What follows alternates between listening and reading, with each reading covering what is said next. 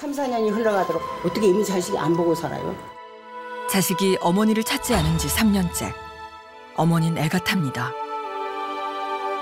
까짓 잊어버리고 살지 왜 그렇게 집착하냐는데 도저히 안 되는 거예요. 만약에 지금 어머니가 또 계속 얘네들을 건들면 어머니는 얘네들이랑 끝이다. 얘네들 엄마를 걸어. 엄마를 고발을 해.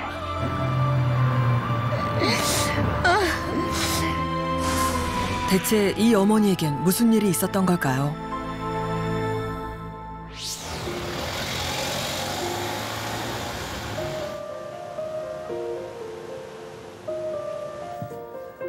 제보를 해온 사람은 올해 78의 김 씨.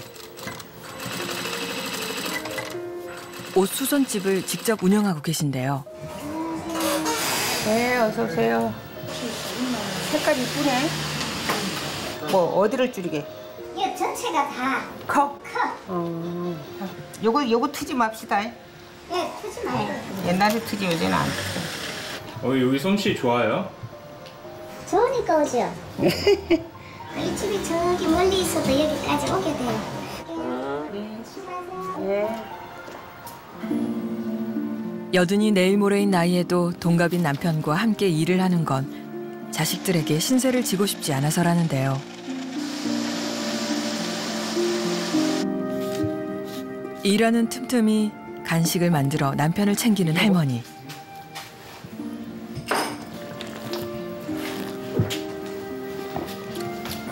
이렇게라도 먹고 해. 할아버지 역시 힘든 아내 일을 돕는 게 자연스럽습니다. 그러니까 할 새가 없지, 저 사람들이. 그대로 다 해주고.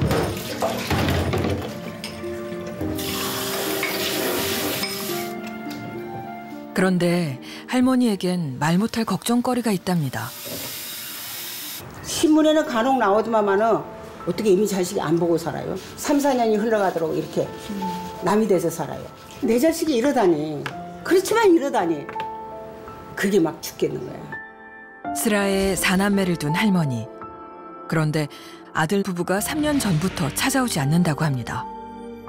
괘씸하지. 그런 사람 소리 아니야. 그 나이 먹었으면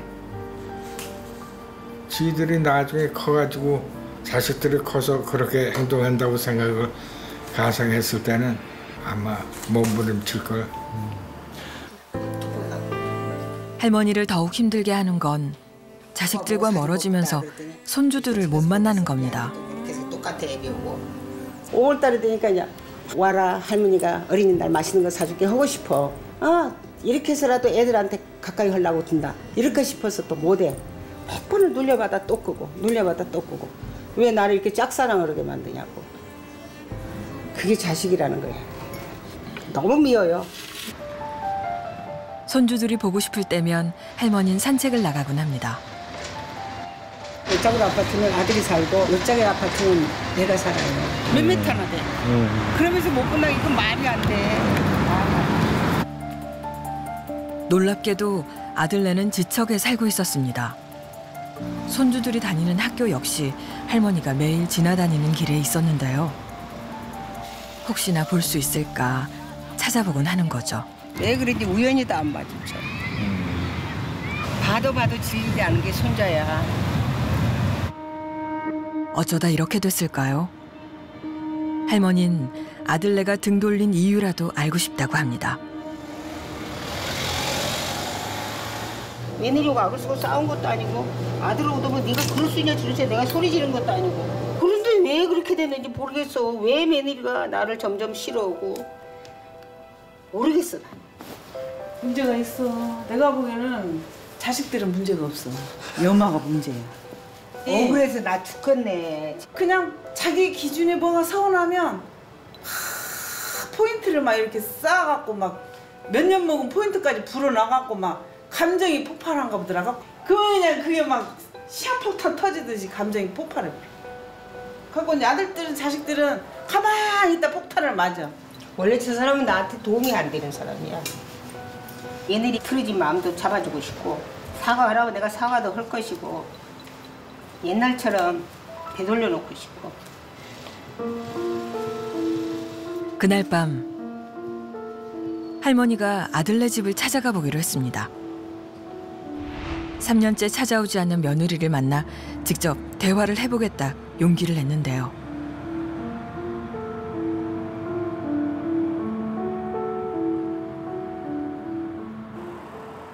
아들 집으로 들어간 지 채 30분이나 지났을까. 집 밖으로 다시 나온 할머니. 무슨 일인지 할머니가 서럽게 울고 있었습니다.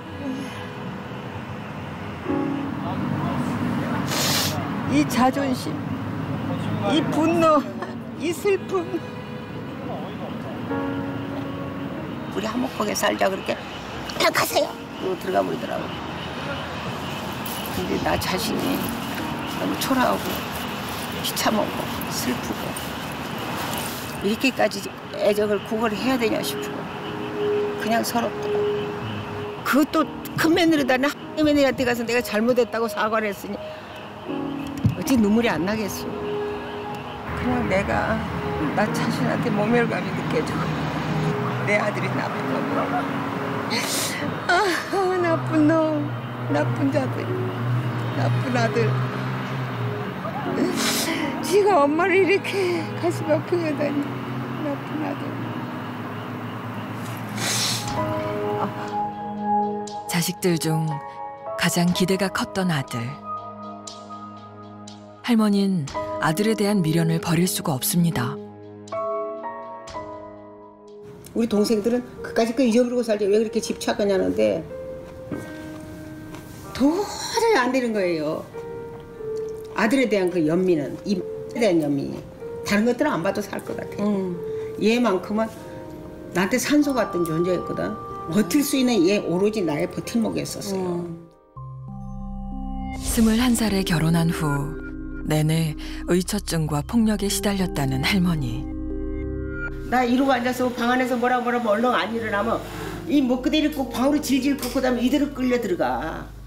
신나를 개 맞듯이 맞고 사는 엄마야. 저것들 눈으로 봤어. 나는 이혼을 할 때 친정 아버지가 아무 소리 말고 딱 떼주고 너는 다른 데 존대 아버지가 이혼해줄 때 시집가라 그랬어. 그랬는데 내가 막 아버지하고 싸웠어. 아버지 나는 그 인간한테 자식들 맡기려면 똑같이 될까 싶어서 내가 키워요. 인생을 바라잡아주려고 내가 키웠어요. 키울 거예요. 쓰러져도 죽어도 내가 키울 거예요. 할머니는 이혼 후 20년 동안 혼자 4남매를 키우다 59살에 지금의 남편을 만나 재혼했습니다. 저 사람하고 한번 사귀고 싶다. 내 여자로 만들고 싶다. 살다 보니까 그까지 온 거야. 그때 당시에는 이제 자식들도 왔다 갔다 하고 큰 불편 없었고 그래서 살았는데 요즘 와서 이제 자식들하고 관계가 안 좋으니까 나도 마음이 좋지는 않지. 저 사람은 주업해가지고 그냥 말을 듣게 하라고 하는데 그럴 나이는 아니잖아. 더군다나 친아버지도 아니고. 재혼 후 부부는 4남매를 모두 결혼시켰고 지금껏 자식들 뒷바라지 하는데 최선을 다해왔다는데요. 6년 전 어머니는 이런 자신의 인생을 담은 자전적 소설을 냈습니다. 그런데 그 책에 실린 며느리 얘기가 문제가 됐습니다. 책에다가 부잣집도 딸도 아니고 얼굴이 이쁜 것도 아니고 내조가 그렇게 클 것 같지도 않은데 하필이면 결혼을 한다니 어쩔 수 없이 나는 치고 말았다 이렇게 썼다고. 엄마가 글 쓰는 걸 그전까지는 그렇게 자랑스럽게 여기더니 왜 그래갖고 우리들이 시끄럽게 하냐 그거야. 노인네가 가만히 있지 왜 잘난 척해갖고 이렇게 시끄러워. 노부부의 일상은 단출합니다. 이 많이 끓은 거. 야, 무슨 당근이야. 밥 요거밖에 없는데. 여기도 있어 여기. 어? 거기도 있어요? 응. 그럼 이거 끓여. 재혼한 지 20년. 생판 남이 만나 한 식구가 되는 게 쉽지만은 않다는 걸 누구보다 잘 아는 할머니인데요. 며느리와도 그랬습니다. 그동안 며느리와 주고받았던 이메일 속엔 고부간의 갈등이 고스란히 남아 있었습니다. 여기 있잖아, 딸 같은 막내딸이라고 하면서도 화나시면 못 참는 거 이제 그런 거 지적한 거예요. 지들이 같이 살자고 처음부터 약속을 했거든, 결혼 때. 그랬는데 어느 날 갑자기 우리 이사 갔대. 아들한테 노발대발 했지. 그때 얘가 탁 밉더라고. 너 이런 식으로 휘두르려고 왔냐고. 겉다르고 속다르기 너 아니냐? 둘째 애를 뵀을 때라. 그렇게 애 낳았을 때도 내가 안 가버렸어. 할머니와 아들 부부의 갈등이 심해진 건 3년 전. 할머니가 아들 집 가까이로 이사를 오게 된 건데요. 당시 할머니는 건물 청소 일을 해야 할 정도로 형편이 안 좋았지만 아들네와 가까이 살게 된 게 마냥 좋았다고 합니다. 그 처갓집에다 뺏겼고 10년이 넘게 있었으니 손주들도 같이 못 살았고 한 번쯤 아들 옆에 가서 한번 살고 싶더라고. 여기 우리 이제 임대 아파트를 허라더라고. 맞벌이를 하는 아들 부부를 위해 오후에 손자를 봐주기로 한 할머니. 아들은 이런 어머니에게 매달 수고비조로 성의를 표했고 고부 갈등도 잠잠해지는 듯 했답니다. 하지만 가까이 살면서 크고 작은 갈등이 생기기 시작했습니다. 한 번은 할머니가 아들에게만 얘기한 채 지인들을 아들 집으로 초대한 일이 있었다고 합니다. 아들이 전화가 왔어. 엄마 아까 잘 다녀갔어? 그러더니 아 그래 난 너무 좋더라. 막 자매들이 네 살림 이쁘게 꾸며놨다고 자랑해서 나가 너무 좋더라. 나 기살더라 그랬어. 너가 다녀가서 참 기살았다. 나 그랬어. 그런데 베란다 전화를 확 뺏어갖고 어머니 그래. 어머니 다음에는 그러지 마세요. 왜? 그렇게 주인도 없는 집이 손님 데리고 오는 거 실례예요 그러더라고. 전화를 끊고 나 생각하니까 화가 나더라고. 예, 이런 거는 좀 가르쳐줄 필요가 있다 싶어서 전화를 다시 이렇게 며느리가 받아. 애미야 아까 네 소리가 내가 좀 서운더라. 결정적인 사건은 손자를 봐주는 문제 때문에 벌어졌습니다. 애들한테도 엄마가 어머 어쩌려고 이렇게 어지러 놓냐고 야단도 치고 그리고 이제 밥을 안 먹고 뭐 해초를 들고 다니면서 안 먹어? 안 먹어? 할머니한테 맞을래? 그래서 너희들 그러면 할머니 안 와. 할머니는 손주들 보는 일이 점점 힘에 부치게 됐는데요. 그러던 어느 날 덜컥 병이 나서 갑자기 손자를 보러 가지 못하게 됐다고 합니다. 엄마가 애들 걱정을 하는 사람이요? 날 보고 하는 소리가 세상에 애들을 볼모로 잡고 애들을 봐준댔다 안 봐준댔다가 그건 또 무슨 소리야. 내가 그동안에 2달 아픈 거 몰랐냐? 내가 그랬어. 몰랐냐? 그러니까 듣기 싫고요. 이제 엄마 신세 안 질래니까 우리끼리 살아갈 거예요. 그러니까 엄마는 엄마대로 잘 살아가세요. 이래.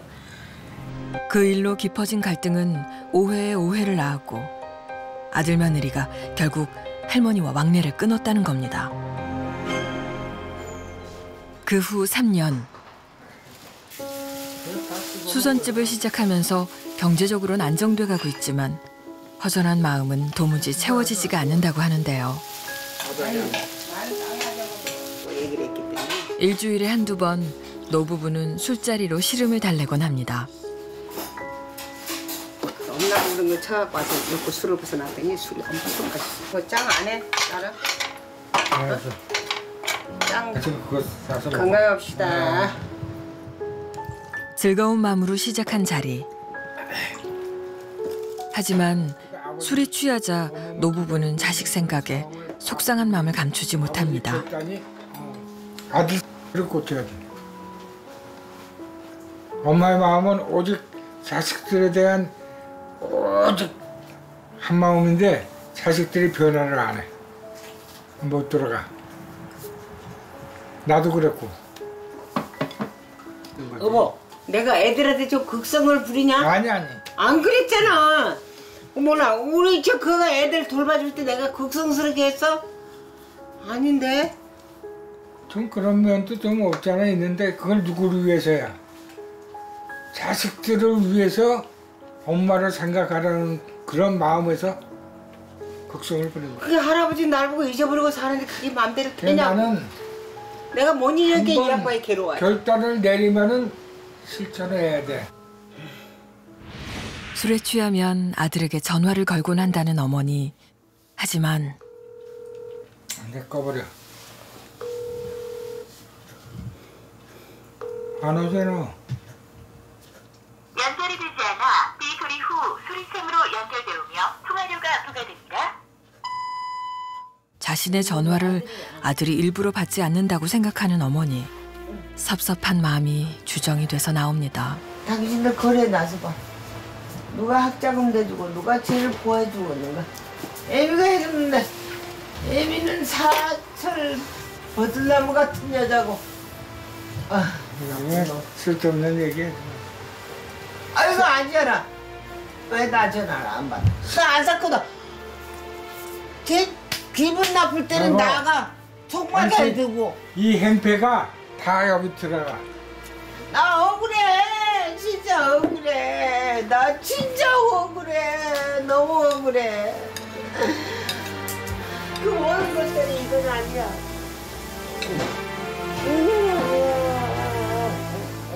상당한 양의 술을 그것도 자주 마시는 어머니. 건강이 염려되는데요.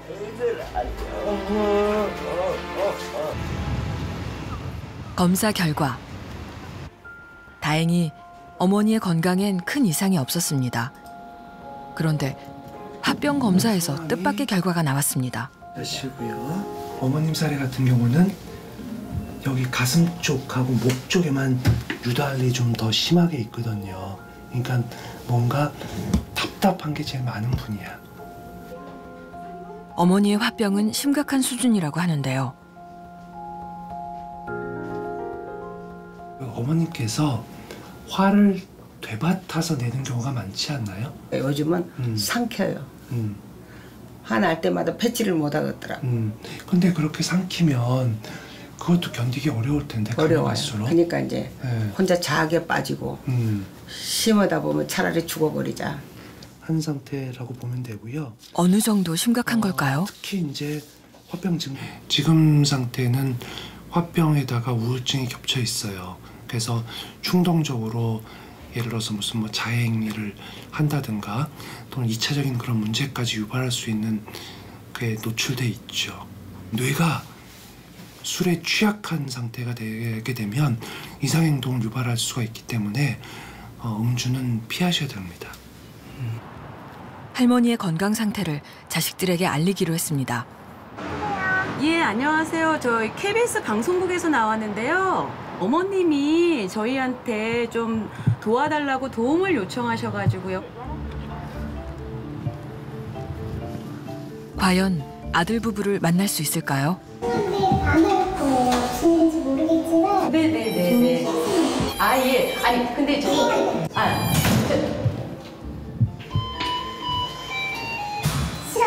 그날은 해주셨으면 좋겠어요. 대화를 거부하는 며느리. 아들과 통화를 시도해봤습니다. 여보세요? 네. 일단은 어머님께서는 잘못된 게 있으면 고치겠다. 방법을 좀 알려달라. 죄송한데요. 네, 더 이상 네네. 얘기하고 싶지 않고요. 네네. 할머니의 건강 상태에 대해 얘기조차 꺼내지 못한 상황. 그런데 그 직후 아들이 할머니에게 전화를 했습니다. 여보세요. 왜? 방송국에 뭘 연락을 하셨어요? 내가 전화를 해서 KBS에다가.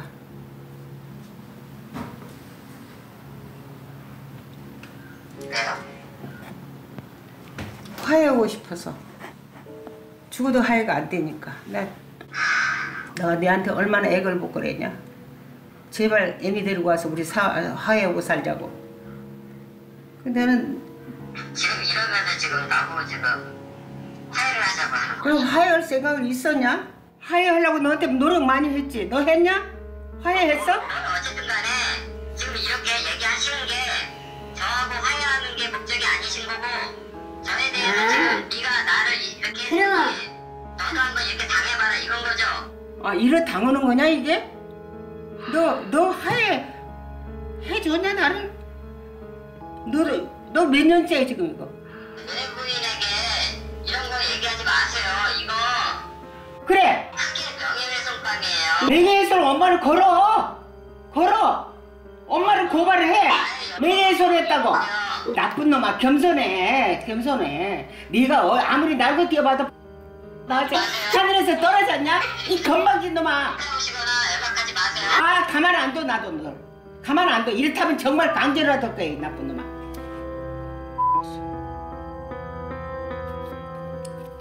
이렇게 건방진 놈이야. 앞뒤 사정조차 들어보려 하지 않는 자식들.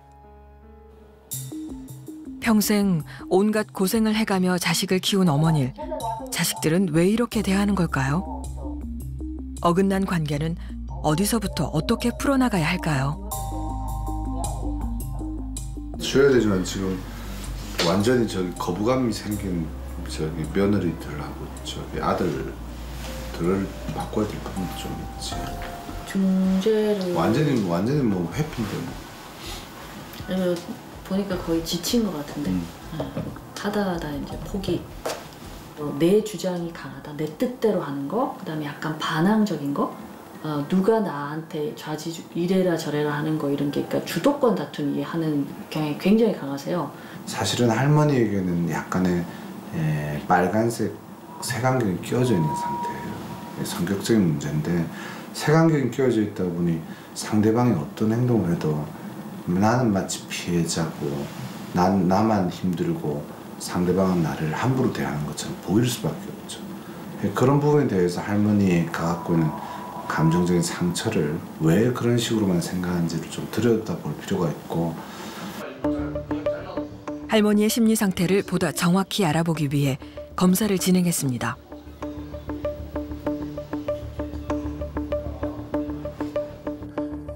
검사 결과 할머니는 3가지 항목에서 특히 높은 수치를 나타냈습니다. PD에 대한 내용들입니다. 특히 이 PD가 무엇을 나타내냐면 만성적인 개인에 대한 감정, 분노 감정. 그래서 할머님이 가족 관계에서 자식과의 관계에서 이런 갈등이 있는 이유는 이런 성향이 높은 거하고 아주 상당한 부분에 관련성이 있고요. 근데 사실은 할머니가 원하는 거는요. 관심이에요, 관심.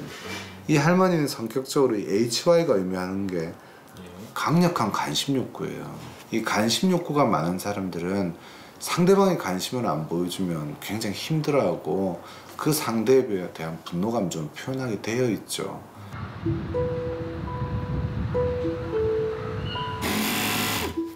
아들과의 통화 이후 할머니는 심란한 마음을 추스리지 못하고 있었는데요. 입장을 들을 수 없는 아들 부부 대신 또 다른 며느리와 통화를 시도해봤습니다. 어떻게 어머니에게 어떤 행동을 하셨는지 아셔야 할 것 같아요. 예. 그래야 그쪽도 또 상담을 제가 결혼하고 아빠가 이틀 만에 돌아가셨어요. 제가 결혼한 지 딱 3일 만에 장사 치료고 갔는데 우리 어머니가 딱 그렇게 얘기를 하시더라고. 니네 친정 아빠 죽은 거 니네 아빠 죽은 거지? 여기 와서 티내지 말아라. 이렇게 말씀을 하시더라고요. 아빠 장례를 치르고 온 사람한테 아유 고생했지 이게 먼저지. 니네 친정 슬픔은 슬픔이다. 여기서 티내지 말아라. 그리고 그렇게 오기를 부리시는데 정말 황당하더라고요. 어머니가 한테 편지도 보내고 했어요. 니네 이혼해라. 저희도 잘못을 했겠죠. 어머니한테 다 마음에 들지는 않았겠죠. 당신 또 자식 소유욕이 계신 분한테 이제 며느리가 생기니까 자식들을 뺏겼다라는 느낌도 계셨을 거고 또 술 먹고 전화하시고 맨날 그게 반복되다 보니까 나중에 전화를 안 받게 돼요. 어머니 전화가 한 8시 넘어서 전화가 온다? 그럼 안 받는 거야. 다 술 취해서 전화하시는 거거든. 나는 어머니 편을 못 들겠다. 만약에 지금 어머니가 또 계속 얘네들을 건들면 어머니는 얘네들이랑 끝이다. 얘네들은 그냥 가만 놔둬라. 자식인데 내 부모 죽인 원수도 아닌데 언젠간 보지 않겠냐. 근데 지금 어머니가 얘네들을 건들고 들쑤시면 얘네들은 안 본다. 그 입장이에요. 자식들에게 먼저 변화와 이해를 요구하기 힘든 상황. 할머니가 먼저 변해야 한다는 것을 설명하고 설득해 보기로 했습니다. 두 분은 참 애썼는데 참 마음 아프게도 이 자제분들은 두 분의 마음하고 좀 따로 노는 것 같아요. 내 아들도 나의 일부하고 같고 그러니까 내 마음하고 똑같을 것 같고 너무나 가깝고 싶고 너무나 왜 그 동화 속에 나오는 아름답고 단란한 할머니가 며느리 이뻐하고 손주들 이뻐하고 막 이렇게 아름다운 그림의 이미지가 마음속에 좀 있으신 것 같아요. 근데 현실하고는 조금 괴리가 생긴 거죠. 그게. 가슴속에 늘 뺏겠다는 나 혼자만의 비밀의 가슴이에요. 뺏겠다는 기분과 그 애착이 말도 못하게 나 가슴을 짓누르더라고. 거꾸로 그게 표현된 건 아니에요? 표현이 됐을지도 모르죠. 그런다고 그걸 고의적으로 매들 미워하거나 막 그러진 않았는데. 표현이 노골적인 욕설이나 이건 아닌데 약간 가시가 있는 말. 그렇죠. 그러니까 지금도 솔직한 심정을 지금 말씀하시는 거잖아요. 내가 너무 보고 싶고 사랑하는 감정도 있지만 그것만 있는 게 아니고 사실은 억울해, 분해, 화가 나. 근데 그게 전달이 되거든요. 아무리 가서 그 사과를 하셔도 사실 그게 본심이고. 이게 이제 할머님의 이해만으로 될 문제도 아니고 이미 좀 많이 감정적으로 선이 그어져 버려서 조금 제가 지금 드릴 말씀은 좀 속상한 얘기인데 많이 원하시는 만큼까지는 안 돌아올 거예요. 그러면 자식들이 다 나를 싫어하는 이유가 저한테 달려 있을까요? 싫어한다기보다는요. 싫어해요. 네, 싫어하는 게 아니고 전화하는 것조차 싫어하는데. 싫어하는 게 아니고 어머님 아까 얘기했잖아요. 이 부담감을 만드는 게. 나 때문에. 네, 어머님이 잘못해서가 아니고 이 색깔이 너무 강하다 보니. 제가 그렇게 보입니까? 색깔이 강하시죠. 나쁜 사람이라는 얘기가. 그렇죠. 나는 좋은 사람이고 싶은데. 아니, 좋은 엄마고 싶고. 예, 지금 제일 권할 수 있는 거는 이 공허하고 화나는 감정 속에 그래도 제일 가까이 있는 할아버지하고 두 분이 사이좋게 지내시는 데서 자식은 나의 일부가 아니고 독립체다. 어쩔 수 없다.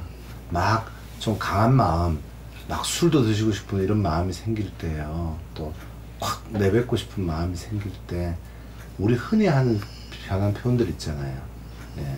한 번, 두 번, 세 번, 뭐 참을인자 세 번이면 뭐난다 이런 말도 있잖아요. 그죠? 할머님은 속도가 다른 사람도 좀 빠르세요. 조금 천천히 가는 거. 아들에게 전화상으로나마 할머니 상태에 대해 전달하기로 했습니다.